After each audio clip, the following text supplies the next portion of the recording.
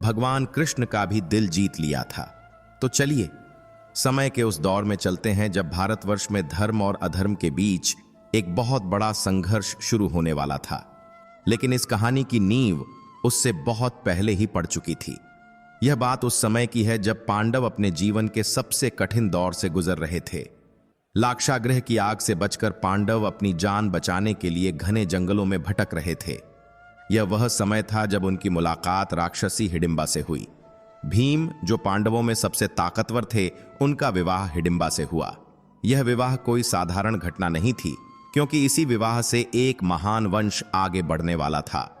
कुछ समय बाद भीम और हिडिंबा को एक पुत्र प्राप्त हुआ, जिसका नाम रखा गया घटोत्कच। घटोत्कच जन्म से ही बहुत विशाल और ताकतवर था, क्योंकि उसमें एक वीर क्षत्रिय और एक मायावी राक्षसी दोनों का खून था। घटोत्कच का सिर घड़े जैसा था और उसके बाल बिल्कुल नहीं थे, इसलिए उसका नाम घटोत्कच पड़ा। पांडव अपना वनवास पूरा कर आगे बढ़ गए, लेकिन हिडिंबा और घटोत्कच वहीं जंगल में रह गए। घटोत्कच बड़ा हुआ और उसका विवाह कामकटंकटा नाम की कन्या से हुआ, जिसे कुछ जगहों पर मोरवी या अहिलावती भी कहा जाता है। वह भी बहुत गुणवान और शक्तिशाली थीं। समय बीतता गया और वह शुभ घड़ी आ ही गई जब इस धरती पर उस महान आत्मा का जन्म होने वाला था, जिसे आज हम बाबा श्याम के नाम से पूजते हैं। घटोत्कच और उनकी पत्नी के घर एक सुंदर बालक ने जन्म लिया। यह बालक कोई साधारण बच्चा नहीं था। जब उसने जन्म लिया तो उसके सिर के बाल बब्बर शेर के बालों की तरह खड़े थे और बहुत घने थे। इसी कारण से उस बालक का नाम बर्बरीक रखा गया। बर्बरीक बचपन से ही बहुत ही तेजस्वी और निडर थे।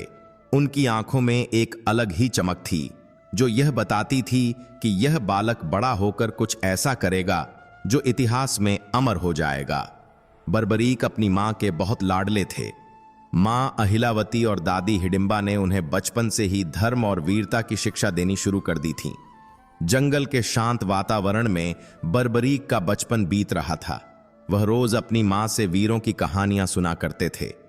उनकी मां उन्हें बताती थीं कि असली वीर वह नहीं है जो अपनी ताकत का गलत इस्तेमाल करे, बल्कि असली वीर वह है जो धर्म के रास्ते पर चले और दूसरों की रक्षा करे। बर्बरीक अपनी मां की हर बात को बहुत ध्यान से सुनते और उसे अपने जीवन में उतारने की कोशिश करते। जैसे जैसे बर्बरीक बड़े हो रहे थे, उनकी ताकत भी बढ़ती जा रही थी। वह खेल खेल में ही बड़े बड़े पेड़ों को उखाड़ फेंकते और जंगली जानवरों से मुकाबला कर लेते थे। लेकिन इतनी ताकत होने के बाद भी उनका मन बहुत कोमल था। वह किसी को दुख में नहीं देख सकते थे।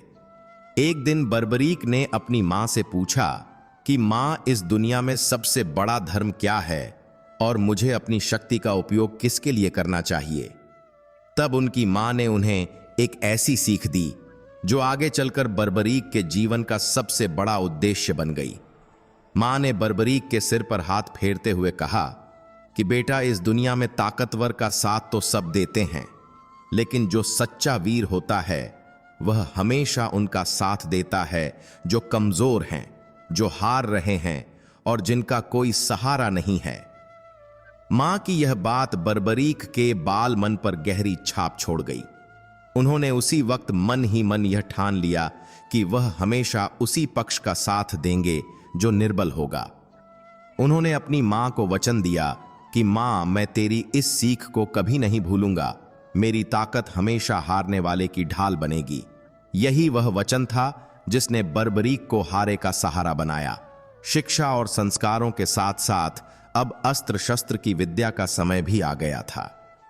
बर्बरीक ने बहुत ही कम समय में युद्ध कला की सारी बारीकियां सीख ली थीं, लेकिन उन्हें पता था कि अगर दुनिया में धर्म की रक्षा करनी है तो उन्हें और भी ज्यादा शक्तिशाली बनना होगा। उन्हें देवों के देव महादेव और आदिशक्ति मां में दुर्गा की कृपा प्राप्त करनी होगी।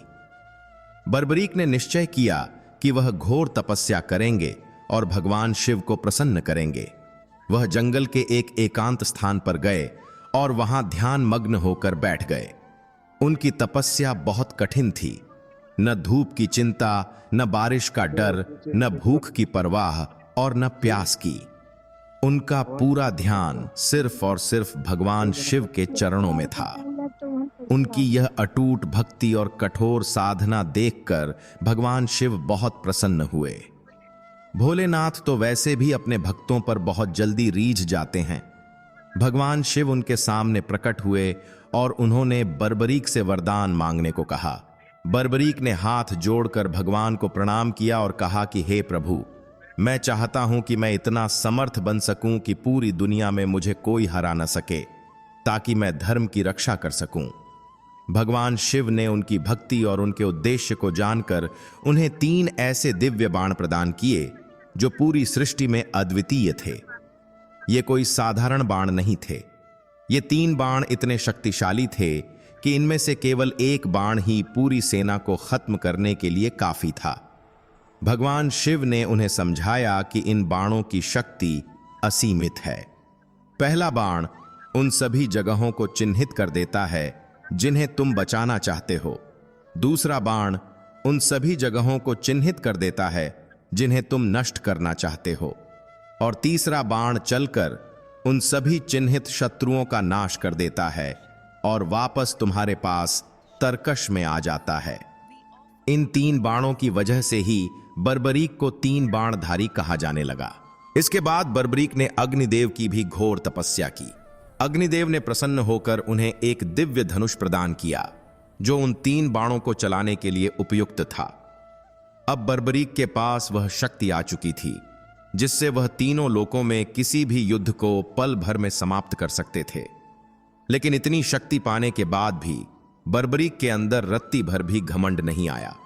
वह अभी भी अपनी मां के आज्ञाकारी पुत्र और एक सरल स्वभाव के बालक ही थे। वह अपनी शक्तियों का प्रदर्शन करने के लिए नहीं, बल्कि सही समय आने का इंतजार करने लगे।